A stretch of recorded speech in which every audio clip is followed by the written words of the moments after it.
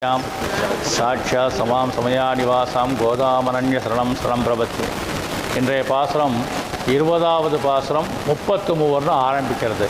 33 அமர்க்கு முன் சென்று கப்பம் தவிர்க்கும் கலியே துயிலலாய் செப்பம் உடையாய் திரளுடையாய் செற்றார்க்கு வெப்பம் கொடுக்கும் விமலா துயிலலாய் செப்பண்ண வெண்முளை செவ்வாய் சிறுவருங்குள் நப்பிண்ணை நங்காய் திருவே துயிலலாய் உக்கமும் தட்டொழியும் தந்து உண்மனாலனை இப்போதே எம்மை நீராட்டு ஏலோர் எம்பாவாய் என்பதாகத்தானே இன்றைய பாசுரம்.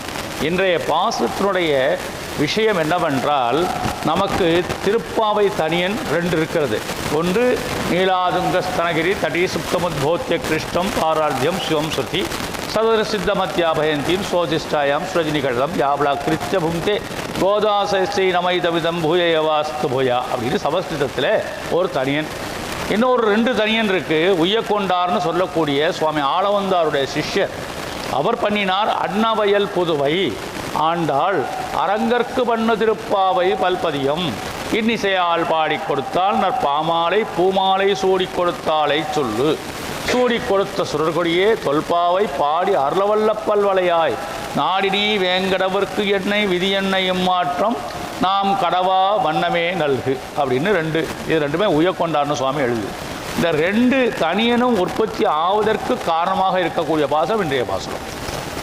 ஏனென்றால் அன்ன வயல், வயல்னா நெல் விளையக்கூடிய வயல்னு அர்த்தம் இல்லை. இங்கே அன்ன வயல் அப்படின்னா அன்னங்கள் நடமாடக்கூடிய திருவீதி உடைய என்ன புதுவைனா ஸ்ரீவில்லிபுத்தூர். அன்னங்கள் நடமாடக்கூடிய தெருக்கள் அப்படின்னா அன்னம் தெருவில் நடமாடுமா? நடமாட வாய்ப்பில்லை. அந்த அன்னங்கள் என்றால் இந்த இடத்திலே ஹம்சம் என்று சொல்லி அர்த்தம். ஹம்சம்னா பரமஹம்சர்கள்னு அர்த்தம். பரமஹம்சர்கள்னா நிறைய விஷயங்கள் தெரிந்திருக்கக்கூடிய மகாத்மாக்கள். அவர்களெல்லாம் தெருவிலே நடமாடி கொண்டிருக்கிறார்கள் அப்படின்னு இதுக்கு அர்த்தம். அன்னவயல் புதுவை அப்படின்னா ஸ்ரீவில்லிபுத்தூர் நகரத்திலே இருக்கக்கூடிய அத்துணை பேரும் நடக்கக்கூடியவர்கள் எல்லாரும் பரமஹம்சம். அன்னம் என்று சொல்வதற்கு காரணம் என்ன? தண்ணீரையும் பாலையும் கலந்து வைத்தால் தண்ணீரை ஒதுக்கிவிட்டு பாலை மாத்திரம் எடுத்துக்கொள்ளுடைய குணாதிசயம் பொருந்தியது இந்த ஹம்சபட்சி. அதுபோல் ஹம்சர்கள் அப்படின்னா என்ன அர்த்தம்னா, தீய விஷயங்களை ஒதுக்கி வைத்து புறந்தள்ளிவிட்டு நல்ல விஷயங்களை மாத்திரம் எடுத்துக்கொண்டு நடமாடக்கூடிய ஹம்சர்கள். அப்போது அந்த புதுவையில் இருக்கக்கூடிய தெருக்கள் முழுக்க எல்லா பரமஹம்சர்கள் நிகழ்ந்து கொண்டிருக்காங்க, நடமாடிக்கொண்டிருக்கிறார்கள். இப்போ நாம் ஒன்று கேட்கலாம், ஒருத்தரோட புதுசாக ஒரு ஊருக்கு போய் ஒரு இன்ஜினியரோட வீடு இங்கே இருக்காமே, அந்த வீடு எதுன்னு கேட்டார். அப்போ சொன்னார், அந்த 3வது 4வது வீட்டில் ஒரு இன்ஜினியர் இருக்கார் அப்படின்னார். அந்த காலத்தில் ஒரு இன்ஜினியர் படிக்கிறது ரொம்ப விஷயமானது. இப்போ போய் தெருவில் போய் என்ஜினியர்னா இந்த தெருவில் 100 இன்ஜினியர் இருக்கா, எந்த ஒரு இன்ஜினியர் விட்ட கேட்குறேன் அப்படின்றோம். அது மாதிரி ஹம்சர்கள்னால் யாருன்னு கேட்டால் அந்த தென்புதுவையில் இருக்கக்கூடிய தெருக்கள் முழுக்க பரமஹம்சர்களாக தான் இருக்கான்னா அந்த ஊர் எவ்வளோ பெரிய மகோன்னதமான ஊராக இருக்க வேண்டும். ஆண்டாள் நாச்சியார் அதை அனுபவித்து சொல்கிறார். அன்னவயல் புதுவை ஆண்டாள் அரங்கற்கு பண்ணு திருப்பாவை பல்பதியம். பதியம்னா பத்தியம் கத்தியம்னு 2 இருக்குது. இப்போ சரணாகத கத்தியம் அப்படின்னு இருக்குது, நாராயண கத்தியம் அப்படின்னு இருக்குது. அதெல்லாம் கத்தியங்கள். கத்தியங்கள்னால் கதை ரூபத்தில் இருக்கக்கூடிய பாடல்கள். பத்தியம் என்றால் வெறும் இலக்கிய பாடல்கள். அதை பத்தியம் என்று சொல்லக்கூடிய வார்த்தை பதியம் அப்படின்னு தமிழில் எங்கே மாறி இருக்கு. பல்பதியம், ஒரு பதியம் இல்லை, பல பதியங்கள் பண்ணியிருக்கா. பல்பதியம் இன்னிசையால் பாடி கொடுத்தாள் அப்படின்னா திருப்பாவையை நல்ல ராகம் போட்டு பாடி பகவானிடத்தில் கொண்டு போய் கொடுத்தாள். இப்போ நம்ம படிக்கிற பாடல்கிறது நம்ம சௌகரியத்துக்காக மார்கழி திங்கள் 15 நாள் நம்ம செவிச்சுக்கிறோம். ஆனால் நம்ம எம்எல் வசந்தகுமாரி, எம்எஸ் சுப்புலட்சுமி அப்படி இருக்கக்கூடிய பாடகிகள்லாம் பாட சொல்லி நாம் ரேடியோ கேசட்டில் போட்டு கேட்டோம்னா அந்த ராகம் வேறு. ஆகையினாலே இந்நிசையால், ஏன்னா சுவாசத்திலேயே பொண்ணும் பொம்மநாட்டியாச்சு ஆண்டாள் நாச்சியார், பெண்ணுக்கு பாட தெரியலேன்னு சொல்லப்படாது. ஆண்களுக்கு வேணுமானா பாடுறதுக்கு வராமல் இருக்கலாம், ஆனால் பெண் என்பவள் நன்னா பாடுவாள் அப்படின்னு ஒரு சம்பிரதாயம் இருந்தது. அந்த காலத்தில் பெண் பார்க்க போனோம்னா பாட தெரியுமா, ஆட தெரியுமா அப்படின்னா இப்போ சமைக்கிறது யார், பாடுறதுக்கு ஆடுறதுக்குமே பொம்மாட்டியாக இருந்தா அப்படின்னு கேள்வி கேட்கறது பழக்கம் உண்டு. வெறும் சமைத்து சாப்பிட்டு படுத்து தூங்குவதுங்கிறது வாழ்க்கை இல்லை, என்டர்டெயின்மெண்ட்டோடு இருக்க வேண்டும் என்று நினைத்தார்கள். அப்போ ஆண்டாள் நாச்சியார் இன்னிசையால் பாடி கொடுத்தால் நற்பாமாலை சூடி கொடுத்தாலை சொல்லு. பாமாலையை எப்படி தான் பெரியாழ்வார் பண்ணின மாலையை வாங்கி தான் சூடி களைந்து பிறகு பெருமாளுக்கு அணிவித்தாலோ அதுபோல பாமாலையையும் தானாக பாடி பெருமாளுக்கு தொடுத்து ஏற்பட்டார். இந்த பூ மாலையை தொடுக்கிறதுங்கிறது நூலில் கட்டுறது தொடுக்கக்கூடாது. நூல் தொட்டுறதுங்கிறது தோஷம். நார் வைத்து தான் தொட்டு கட்ட வேண்டும். அப்போ நார் வைத்து கட்டி தொட்டுறது நார் கொஞ்சம் வெறப்பாக இருக்கும். அப்போ ஜலத்தை தண்ணியை தொட்டு தொட்டு அப்படியே உருவி பூ கட்டுவார்கள். அதுதான் பழக்கம். இப்போ நாரில் பூ கட்டுறாளான்னு தெரியலை, எல்லாம் நூலில் தான் கட்டுறா, தோஷம். அது நூலில் கட்ட பெருமாளுக்கு சாஸ்திரப்படி பண்ணக்கூடாதுன்னு இருக்குது சாஸ்திரம் சொல்கிறது.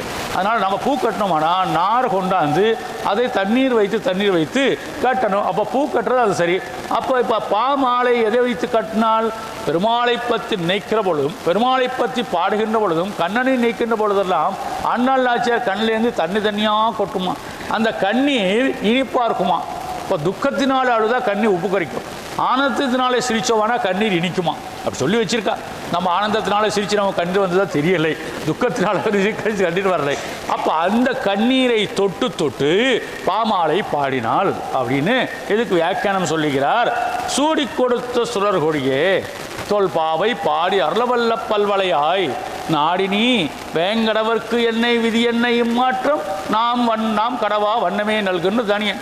இப்போ கண்ணனை மணவாளனாக எடுத்துக்கொள்ள வேண்டும். திருப்பாவை 30 பாட்டில் எங்கேயாவது கேட்டிருக்கலாண்டாள். ஏதோ ஒரு பாட்டில் கண்ணனை என்னை கடமனாக தர வேண்டும் அப்படின்னு கொடுத்துருக்காளா, கேட்டிருக்காளா? எங்கேயுமே இல்லை. ஒரு பாசுரத்திலே கூட இல்லை. எங்கேயாவது கண்ணன் எனக்கு கணவனாக வர வேண்டும் எங்கே திருவப்பாவையில் 30 பாட்டில் எங்கே இல்லை. ஆனால் நாச்சியார் திருமூல போய் சொல்கிறேன் 143வது அதிலே தான் சொல்லுகின்ற பொழுது வேங்கடவர்க்கென்னை விதிக்கிற்றியே அப்படின்னு பாசனம் பாடுறேன் நாச்சியார். அப்போ அந்த வேங்கடவர்க்கு என்னை விதிக்கிற்றியேன்னு சொன்னதை திருப்பாவையில் இல்லையான்னா இருக்கு.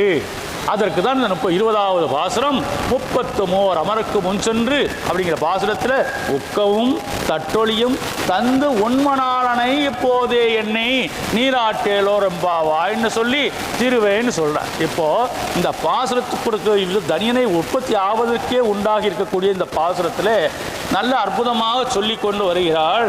33 அமரருக்கு முன் சென்று அப்படின்னா 33 அமரர் 33 அமரர்கள் அப்படின்னு அர்த்தமா? 33 கோடியாம். தேவர்களுடைய கணம் எத்தனை? 33 கோடி. அப்போ 33க்கு ஆனால் 33 கோடி இங்கே கொடுக்கல. 33க்கு என்ன விளக்கம் தெரியணும் இல்லையா? ஏகாதச ருத்ரர்கள், ஏகாதசம்னா 11, துவாதச ஆதித்யர்கள் 12 சூரியனுடைய குடும்பம், 11 ருத்ரனுடைய குடும்பம், 12 சூரிய குடும்பம், அஷ்டவசுக்கள் அப்படின்னு 8 பேர். வசுக்கள் அப்படின்னு அஷ்டவசுக்கள் 8 பேர். அப்புறம் அஸ்வினி தேவர்கள் 2 பேர். இப்போ கணக்கு பண்ணி பாருங்கள். 11 ஒரு 12 23, 23 ஒரு 8 31 அஸ்வினி தேவர்கள் 2. இந்த அஸ்வினி தேவர்கள் 2 பேரில் ஒருத்தர் ஃபிசிஷியன், ஒருத்தர் சர்ஜன். புரியுறதா? சர்ஜன்னா அறுவை சிகிச்சை பண்ணக்கூடிய வைத்தியர், ஃபிசிஷியன்னா வெறும் மருந்து மாத்திரை எழுதி குணப்படுத்தக்கூடியவர். இந்த அஸ்வினி தேவர்கள் 2 பேர். ஆக இவர்கள் எல்லாம் சேர்த்து 33 பேர்னு சொன்னான். அப்போ 33 கோடின்னு வரலையே. 33 கோடி அமரருக்கு முன் சென்றுலாம் வரணும். அப்படின்னா இவா தேவர்களுக்கு ஏகாதச ருத்ரர் ஒருத்தருக்கு பின்னாலே ஒரு கோடி ருத்ரகணங்கள் இருக்குமா. ஆதித்யர்கள் என்று சொல்லக்கூடிய சூரிய குடும்பத்தில் இருக்கக்கூடிய ஒரு ஆதித்யனுக்கும் ஒவ்வொரு கோடி இருப்பாங்களாம். அப்போ அஸ்வினி தேவர்களுக்கு 1 கோடி, 2 பேருக்குனா 2 கோடி. ஆக பல கோடியும் சேர்ந்ததுனாலே 33 தேவர்கள் அப்படிங்கிற கணக்கு. இந்த கணக்கு இந்த பாதத்தை பாடிக்கிற போது சொல்லிய பாட்டின் பொருள் உணர்ந்து சொல்லுவர் அப்படின்னு ஒரு வரி இருக்குது. இப்போ நம்ம இந்த பாட்டை 33 அபரருக்கு முன் சென்று கப்பந்தவிற்கும் களியே துயிலராய் டிங் டிங் டிங் பெண்ணடிச்சு பொங்கல் வாங்கிட்டு போகிறது விஷயம் இல்லை. அதனால தான் இது ஏற்பாடு ஆயிருக்குது. இப்போ இதனுடைய அர்த்தம் புரிஞ்சுக்கணும்னா நமக்கு. அப்போ 33 கோடி தேவர்களுக்கு ஏதாவது ஒரு ஆபத்து என்று வந்துவிட்டால் தான் முன் சென்று நிற்பானாம் பெருமாள். சக்கரபாணியோட வருவார். சக்கரத்தை ஏற்றுக்கொண்டு வருவார் பெருமாள். அது மாதிரி இவர் பையெடுத்துட்டு வர்றார், அது வேற விஷயம். ஆனால் பெருமாள் என்ன பண்ணுவாராம், 33 கோடி தேவர்கள் ஏதாவது ஒரு ஆபத்து என்று வந்து விட்டால் போதும் தான் முன்னாலே போய் நின்று எதிரிவிடக்கூடிய அம்பை தன் மார்பிலே வாங்கி கொள்வானாம் பெருமாள். ஆக 33 கோடி தேவர்களுக்கு 33 கோடி தேவர்களுக்கு முன்னாலே செல்லக்கூடியதைத்தான் 33 அமரருக்கு முன் சென்று கப்பம் என்றால் நடுக்கம்னு வரும். அந்த இடத்துல கப்பம் கட்டுறதுன்னா வண்டி கட்டுறதுன்னு அர்த்தம் இல்லை. இந்த இடத்துல கப்பம் தவிர்க்கும் களி அப்படின்னா, களின்னா ரொம்ப தைரியமானோன்னு அர்த்தம். கப்பம் என்றால் நடுக்கம். இப்போ எத்தனை தேவர்களுக்கு என்ன நடுக்கம் வந்திருக்குது. எக்கச்சக்கமாக பால் கடலை கடையணும், அதில் இருந்து அமிர்தத்தை எடுக்கணும்னு தேவர்களுக்கும் அசுரர்களுக்கும் ஒரு ஒப்பந்தமாச்சு. அப்போ யார் எந்த பக்கம் நிற்கிறதுன்னு தெரியலை. அதுக்கு யாரோ ஒரு முனிவர் இருந்து சொல்லி அசுரர்கள் எல்லாம் சொன்னாலாம் நாங்கள் தலைப்பக்கம்தான் பிடிப்போம் அப்படின்னார். தேவர்கள் சரி ஒத்துருட்டேன், சிக்னல் காமிச்சிட்டார் பெருமாள், நீ வால் பக்கம் பிடி அப்படின்னு, கடைசியாக இருந்து முன்னால் வாங்கிக்கலாம் அப்படின்ட்டு வால் பக்கம் பிடினார். வால் பக்கத்தில் இவா நின்றுட்டா தேவர்கள். தலை பக்கத்தில் வாசுகிங்கிற ஒரு பாம்பை கழித்தா சுற்றினுட்டா. 8 விதமான பாம்பு இருக்குது, மொத்தத்திலேயே பாம்புகள் 8 வகை. அது பாம்பு படிக்கக்கூடிய வரலாறு சொல்கிறது. அதில் வாசுகிங்கிறது தலைமையான பாம்பு, பொம்மநாட்டி பாம்பு. அந்த பாம்பு என்ன தலைப்பக்கம் அந்த பக்கம் நிற்கிறா, இந்த பக்கம் இவர் இருக்க. மற்ற மேருமலையை கொண்டாந்து பார்க்கடலில் போட்டாச்சு. மற்ற கடையணும்னா சர்ஃபேஸ் ஈவனாக இருக்குது, நல்லா அப்படியே கைப்பக்கம் தட்டையாக இருக்குது. போய் தொத்து நின்றுடுத்து, இங்கே பார்க்கடலில் போய் உட்காந்துடுது. அப்போ கடைஞ்சி பார்க்குற, கடையிற போது தேவர்கள் அந்த பக்கம் தான் இந்த பக்கம் சாயிறது, அசுரர்கள் இந்த பக்கம்னா இந்த பக்கம் சாயிறது. அப்போ அடியில் ஏதாவது ஒரு விஷயம் வேணும். பெருமாள் கூர்மா அவதாரமாக எடுத்தார்.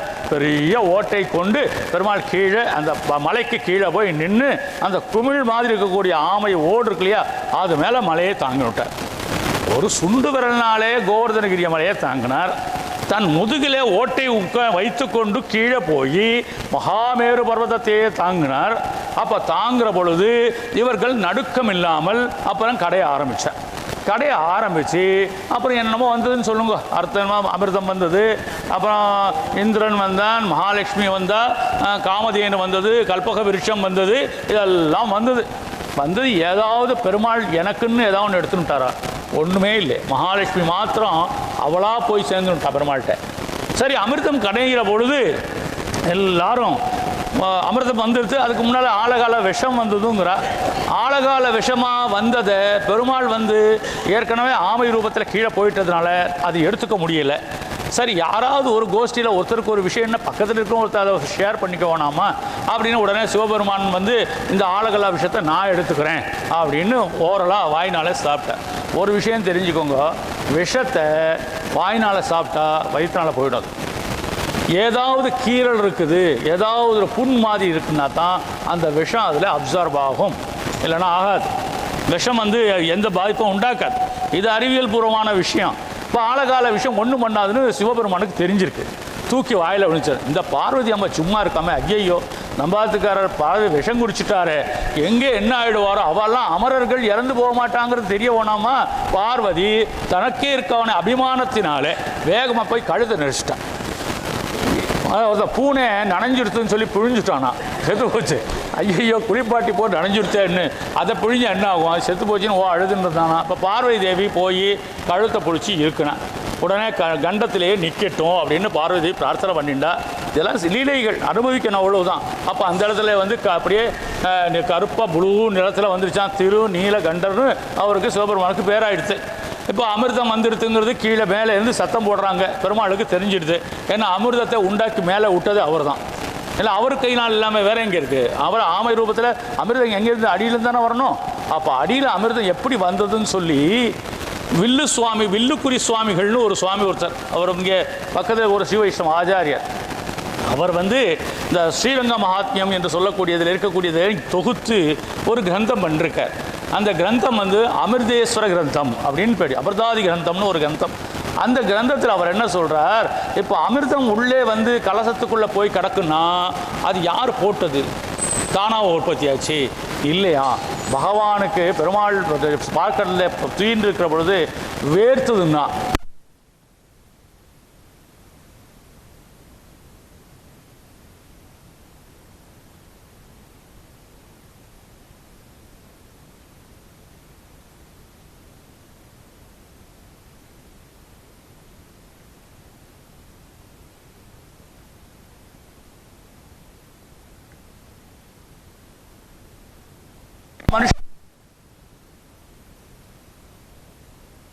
நீ தான் ஜாஸ்தி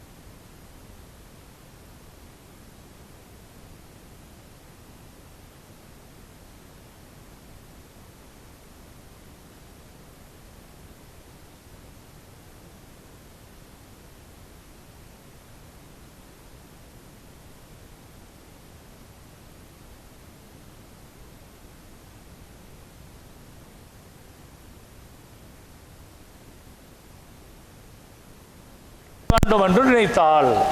ஆகையினால் அவள் பண்ணின சரணாகதி முற்று பெறவில்லை. ராவணன் என்ன பண்ணினா, சீதா பிராட்டியை மாத்திரம் அடைய வேண்டும், பெருமாளை விட்டு விட வேண்டும் என்று போய் சரணாகதி பண்ணினா. சீதா பிராட்டினால அவனுக்கு என்ன உயிரே போச்சு. அந்த அணுகுமுறை சரியில்லை. அப்போ தனியாக பெருமாளையோ தனியாக பிராட்டியையோ போய் அணுகினால் அது சம்பிரதாயத்திலே ஏற்றமுடையது கிடையாது. இரண்டு பேரையும் சேர்ந்து நாம் சேவித்தால்தான் புருஷகாரம் பண்ணி, புருஷகார பூதைன்னு தாயாருக்கு திருநாமம். அவள் புருஷகார பூதையாக இருக்கிற பொழுது பெருமாள் கோவிலுக்கு பெருமாளை சேவிக்க வருவானா, நேராக போய் பெருமாளில் போய் சேர்த்தோம்னா he never taken in account.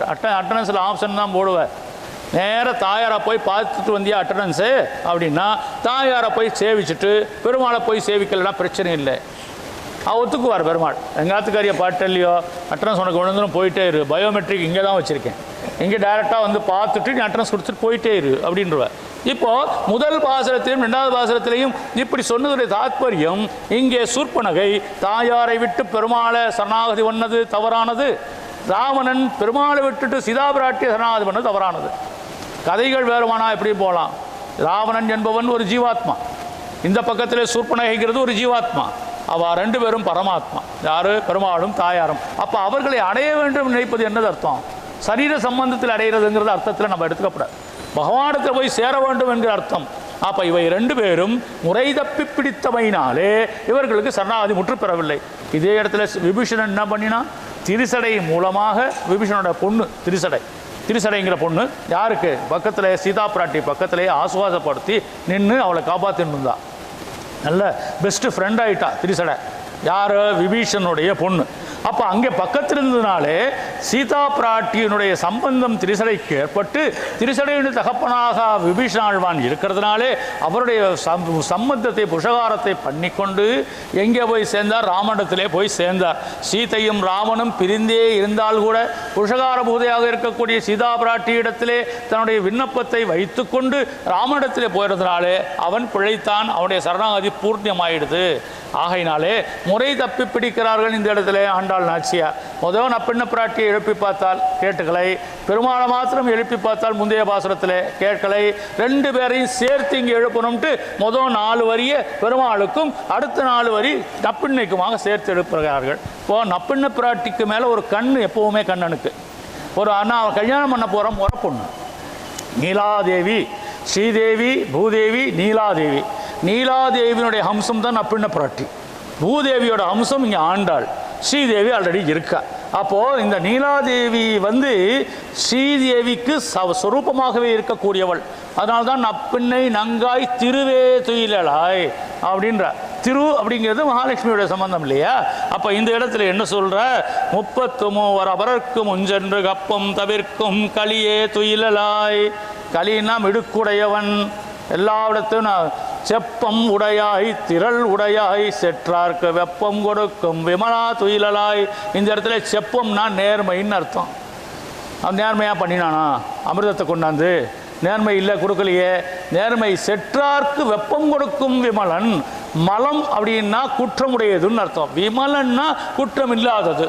இந்த இடத்துல விமலான்னா பொம்மநாட்டிக்கு பேர் வைக்கிற மாதிரி தெரியுது இல்லையா? பெண்களுக்கு விமலான்னு பேர் வைத்திருப்பார்கள், ஆண்களுக்கு இதை வைக்க மாட்டார்கள். ஏனென்றால் பெண்கள் எப்பவும் குற்றமற்றவர்களாக இருப்பார்கள்ன்றதுனால விமலான்னு சொல்லி அவர்கள் பேர். விமலன் அப்படின்னு ஆணுக்கு பேர் எங்கேயும் வச்ச மாதிரி தெரியல. ஏதோ ஒரு இடத்துல அபூர்வமாக இருக்கும். அது அவன் வச்ச பேர் குத்தம்னு சொல்லி அவன் அப்பாட்ட சொல்லி கெஜெட்டை பேரை மாற்றின்டுருவான். என்னத்தை பேரை வச்சிருக்க? விமலன் கமலன்னுட்டு. அங்கே போகிற வர்றவெல்லாம் அட்ரன்ஸில் கூப்பிட்டு விமலா அப்படின்னா எல்லாரி அப்படின்னு திருப்பி கேட்குறா. என்னை பார்த்து பொம்மநாட்டு பேரை வச்சு திரிஞ்சிருக்கேன்ட்டு கெஜெட்டையே மாற்றிக்கிறான். அப்போ விமலா துயிலாயின்னு ஆண்டாள் நாச்சியார் கண்ணனை பார்த்து அழைக்கிறார். எந்த விதமான குற்றத்தையும் இல்லாமல் இருக்கக்கூடிய பரிபூர்ணத்துவம் நிறைந்திருக்கக்கூடிய பகவானாக இருக்கக்கூடிய கண்ணனே நீ எழுந்திருந்து வர வேண்டும் ஐஸ் வைக்கிறான் நாச்சியார். அது என்ன? விமலா துயிலாய் அப்படின்னு சொல்லி அப்புறம் செற்றார்க்கு வெப்பம் கொடுக்கும் விமலன். யார் ஒருவன் படை பொருதி வருகிறானோ அவர்களுக்கு வெப்பத்தை கொடுக்கக்கூடிய வீரியவான். சாதாரணமாக எல்லாருக்கும் குளிர்ச்சியாக இருக்கக்கூடியவன் பகைவர்களுக்கு வெப்பத்தை கொடுப்பானாம். அப்படி இருக்கக்கூடிய பகவானாக இருக்கக்கூடியவன், குற்றமற்றவனாக இருக்கக்கூடிய பெருமாளே நீ எழுந்திருக்க வேணும் என்று சொல்லி முதல் 4 வரியில் பெருமாளை எழுப்பி பார்த்தார்கள். எழுந்திரிச்ச பாடல்ல இவர் யாரை முதல்ல எழுப்பியிருக்கணும்? புருஷகாரத்துக்கு நப்பிண்ண பிராட்டியை எழுப்பியிருக்கணும். நப்பிண்ண குளிப்பாட்டுறது கூப்பிடுவாங்களாம். யசோத பிராட்டி கண்ணனை கூப்பிட்டு குளிக்க வாடா அப்படின்னு சொல்லுவாளாம். வரமாட்டான். என்னை பழப்புளியும் கொண்டு எப்போது எத்தனை போது இருந்தேன் நன்னல் அறிய விரானே நாரடா நீராட வாராயின்னு சொல்லுவா. வரமாட்டான். கடைசியில் முயற்சி பண்ணி பார்த்தா இவனை யாரை சொன்னால் பயப்படுவான்னு நினச்சான். நப்பின்ன பிராட்டி மேலே கண்ணனுக்கு எப்போ ஒரு கண் இருந்துக்கிட்டே இருக்குது. அத்தை பொண்ணா கும்பர் அப்படியே பார்க்க அப்படியே அந்த தெரு வழியாக போகிறது, நப்பின பிராட்டியை போட்டு சீன்றது, அதெல்லாம் பண்ணிட்டு அம்மா கண்ணன் சும்மா இருக்க மாட்டேன்றாம்மா, எப்போ பார்த்தாலும் என் ஜடையை பிடிச்சி இருக்கிறாம்மா, என் பாவாடையை பிடிச்சி இருக்கிறாம்மா அப்படின்னு போய் கம்ப்ளைண்ட் ஆட்டை பண்ணுவா. நப்பின பிராட்டி கும்பர்கிட்ட போய் சொல்கிறது இல்லை, நேர யசோதைகிட்டே வந்து சொல்லுவா. அத்தை இல்லாவோ அதனால் நான் கல்யாணம் பண்ணி போனால் மாமியார் முறை வரப்போகிறது, அதனால் அங்கேயே போய் சொல்லுவான். அப்படியா அவள் அசட்டு பையன் நான் கண்டித்து வைக்கிறேன் போமா அப்படின்னு வானான். இருந்தாலும் கொஞ்சம் பயமுறுத்தி வை அப்படின்னு சண்டையெல்லாம் போட்டிருக்கான். அப்போ சொன்னால் நப்பின்னை பிராட்டியை பற்றி சொல்லிட்டோம்னா இவனுக்கு குளிக்க வந்துடுவான், ஓட மாட்டான். பூனி தொழுவினில் புக்கு பொழுதியால இந்த பொன்மேனி காண பெரிதும் ஓப்பன் ஆயிலும் கண்டார் பழிப்பர் நான் எத்தனை வில்லாதாய் நப்பின்னை காணில் சிறப்பர் தேனும் இவிய பிரானே செண்பக பூச்சூட்டவாராய் அப்படின்னு சூச்சூட்டிட்டு குளிக்கிறதுக்கு வாடாங்கிறா. குளிக்கிறதுக்கு இங்கே வா, நார்னா நீராட வாராய்ங்கிறா. நான் நீராட்டுறதுக்கு வா, பூச்சுட்டத்தில் அதே மாதிரி தான் வர்றா. நார்னா நீராட வாராயின்னு கூப்பிட்டா. பூனி தொழுவினில் புக்கு புழுதியலைந்த பொன்மேனி பூரா மாட்டு தொழுவோம் அங்கே இங்கேயும். மாட்டை கூட்டி கொண்டு அப்படியே தூசி எல்லாம் தூளி பறக்கிறது. அதை பின்னால் தானே அவன் போயிட்டு இருந்தான் மாட்டை வைக்கிறதுக்கு. அப்போ ஒரு மாடு 2 மாடு போடா பரவாயில்ல, இந்த ஆயிரக்கணக்கான மாடு போகிறது. அப்படி இந்த ஆயிரக்கணக்கான மாடு போகிற போது கண்ணன் எவ்வளோ பெரிய உருவம், சித்திரம்ண்டு உருவான். பின்னால் மாட்டு எல்லாம் சுற்றி இருக்கு, நடுவில் போயின்னு இருக்கான். அந்த கால் குழம்பு பட்ட பொடி இருக்கு இல்லையா உடம்புல பெருமாள் மேலே அப்படியே இருக்குது. ஏற்கனவே காத்தாலையோ நேற்றுமோ அப்படியே வெண்ணெய் எல்லாம் தடவுனது போக மிச்சத்தை எடுத்து தலையில் தடவிக்குவானோ, வெண்ணெய் தடவுனது எடுத்து காயில் இப்படி தடவுவானோ. நம்ம தேங்காய் எண்ணெய் தடவிட்டு பண்ணுறோம் இல்லையா, தேங்காய் தலைக்கு தடவுறதுக்கு அப்புறம் மிச்சத்தை எடுத்து கால்லையும் கையிலையும் தடவி உடம்பெல்லாம் பலன்னு இருக்குது பெருமாள் கண்ணன். கோழி தொழுவினில் புக்கு புழுதி அலைந்த பொன்மேனி காண பெரிதும் உகப்பன். பார்த்தா நன்னா உகப்பாக தான் இருக்கும், நன்னா அழகாக தான் இருப்பேன். ஆயினும் கண்டார் பழிப்பர். ஏண்டா கோகுலத்தில் இருக்க எத்தனை பேர் இருக்கா. நந்தகோபன் பையன் பாரு, ஒரே அழுக்கு பூட்டையாக போகிறான், அப்படியே மூக்கெல்லாம் ஒழுகிண்டு தலைமுடி சிக்கு பிடிச்சிண்டு அப்படியெல்லாம் போயிட்டுருக்கான்னு சொல்லுவாங்கடா. சோ வாட் அப்படின்னு அவன் பாட்டு போகிறான். சொன்னால் சொல்லிட்டு போகட்டுமே, எனக்கு என்ன அப்படின்னா கடைசியில் பாடா நப்பின்னை காணில் சிரிக்கும்னா ஐயோ நப்பின பிராட்டி பார்த்துருவாளான்னு ஓடி வந்துட்டானாங்க அண்ணன் குளிக்கிறதுக்கு. நப்பின்னை காணில் சிரிக்கும் நார்னா நீராட வாராயின்னு மறு பேச்சு பேசலை. நப்பின்ன பிராட்டி என்னுடைய அழகை பார்த்து பயங்கனமே, இந்த சிக்கு பிடிச்சது அவளுக்கு பிடிக்காதோ, அம்மா சொல்கிறாளே யசோதை அப்படின்ட்டு டக்குன்னு குளிக்க வந்தான். அப்போது நப்பின்னை பிராட்டிக்கு கொடுக்கக்கூடிய ஏற்றம் ஸ்ரீ வைஷ்ணவ சம்பிரதாயத்தில் பிராட்டிக்கு கொடுக்கக்கூடிய ஏற்றம். அப்போ பிராட்டிக்கு தரக்கூடிய ஏற்றம் பிராட்டியிடத்தில் புருஷகார பூதையாக இருந்து நாம் புருஷகாரம் பண்ணினோமானா பெருமாடத்திலே கொண்டு போய் சேர்த்து விடுவாள் என்கின்ற ரீதியிலே தான் முதல் 4 வரி நப்பின்னை, அடுத்த 4 வரியில் சொல்லின்றால் செப்பெண்ண மென்முளை செவ்வாய் சிறுமருங்குள் செப்பு குடத்தை போன்றிருக்கக்கூடிய மென்மையான தனங்களை திருமார்பகங்களை எடுக்கக்கூடிய பிராட்டியே, செவ்வாய் சின்ன வாய் இருக்கக்கூடிய தாயாரே, செப்பின்னை நங்காய் திருவே துயிலாய் செப்பண்ண மென்முளை செவ்வாய் சிறு மருங்குள் சின்ன இடம் இருக்கான் பெருமாளுக்கு தாயாருக்கு. செவ்வாய் சிறுமருங்குள் நப்பின்னை நங்காய் அப்படின்னு சொன்னால் பொம்மநாட்டியோட ஒத்தாயிடும். நப்பின்னை நங்காய்னா செம்மனா பொம்மை நம்பி இவன் நங்கை, அவ்வளோதான். பார்த்தா இவ பெருமாளை நம்ம எப்படி ஐஸ் வைக்கிறது திருவே அப்படின்னு ஒரு வார்த்தை விட்டான். திருவேன்னு தாயார் ஞாபகம் பெருமாளுக்கு வந்துருச்சு. ஆஹா மகாலட்சுமியை முன்னிட்டு இவர்கள் பாடிவிட்டார்கள், மகாலட்சுமி இடத்துல சரணாகதி பண்ணிவிட்டார்கள், ஆகையினால் இவர்கள் பிரசகாரம் வெற்றி அடைய வேணும் அப்படி பெருமாள் சுவாசிண்டான். அப்போ செவ்வாய் சிறுவரங்குள் நப்பின்னை நங்காய் திருவே துயிலாய் அப்படின்ட்டு எழுந்திரிச்சு உட்காண்டார் நப்பின்னை. ஏற்கனவே பெருமாளும் எந்திரிச்சு உட்காண்டார், தாயாரும் எந்திரிச்சு உட்காந்தாச்சு. என்ன வேணும் உங்களுக்கு இப்போ கேட்குறா நப்பின்னை, என்ன வேணும்? ஏற்கனவே வைத்து கிடந்த மலர் மார்பா வாய் திறவாயின்னு சொல்லி கேட்டிருக்கா. நப்பின்ன பிராட்டி கட்டி ஆலிங்கனம் பண்ணிட்டு படுத்து கிடக்குறா. பெருமாளை போய் வாய் திறக்க சொன்னால் வாய் வைக்க பேச விடுவாளா நப்பின்ன பிராட்டி? மூச்சு அப்படின்ட்டான். யாதான் அவன் பேசுகிறான்னு சொல்கிறான்னு சொல்லி எது கேட்டானா உம்மை மாத்திரம் தான் கூப்பிட்ருக்கா, மூச்சு விடாத அப்படின்னு ஒன்று கட்டி நப்பின்னை நங்காவின்னு சொல்லி அடுத்த பாட்டத்திலே அவங்க புரிஞ்சுக்கிட்டாங்க. ஆஹா தாயாரும் பெருமாளும் ஆலிங்கனத்திலே ஏகாந்தத்திலே இருக்கிறார்களே, இவர்களை தனியாக பெருமாளை மாத்திரம் கூட பெருமாள் எங்கே அவர் ஏற்கனவே சுகபோகத்தை நிறைய அனுபவிக்கிறவர் பெருமாள், அவரை மாத்திரம் தனியாக கூப்பிட்டா இந்த பொம்மநாட்டி கட் பண்ணிட்டு இருப்பான். இந்த வாருங்க வந்திருக்காரா ஒருத்தர், பார்த்தோமா அனுப்பிச்சோமா பேசுகிறோமான்னு இருக்கணும். சும்மா காப்பி எடுத்துட்டு வா டீ எடுத்துட்டு வா உள்ளேருந்து ஒரு ஆர்டர் வரும் பாருங்க, ஏதாவது கெஸ்ட் ஒருத்தர் வந்தாருன்னா அந்த மாதிரி சும்மா வந்தவாளுக்கெல்லாம் டீ கொட்டுறதுக்கு என்ன கொட்டின்டா இருக்க அப்படின்னு சொல்லுவாள். என்ன வந்திருக்கவர் ரொம்ப முக்கியமானவர், ரொம்ப வேண்டப்பட்டவர், கோயிலில் நிறைய உபன்யாசம்லாம் பண்ணுவார், நம்ம டாக்டர் அவர் அப்படின்னா ஒரு வாய் காஃபி கொடுத்து அனுப்பப்படாதடா, எல்லாம் வெளியே சாப்பிட்ருப்பார், விடுங்க அவரை அப்படிதான் சொல்லி தாயார் நப்பின்னு என்ன பண்ணிட்டா, வாயை அடைச்சிட்டா கண்ணனை. பேசுறியோன்னா பார்த்துக்கோ அப்படின்னா. இவருக்கனவே பயந்த ஆள் தான் நம்பாள். கிருஷ்ணன் எப்போவுமே அம்மா ஸ்ரீ வைஷ்ணவத்தில் எப்பொழுதும் பொம்மநாட்டிகளுக்கு ஏற்றம் ஜாஸ்தி. ஏற்றம் ஜாஸ்தி அந்த அர்த்தத்தில் சொல்கிறேன், ஏற்றம் ஜாஸ்தி அடிகள் சபிக்கணும். ஏற்றம் ஜாஸ்தின்னா அவர்களுக்கு உண்டான பெருமை மிகுதி. அவர் டைம் கொடுத்துட்டார் எனக்கு,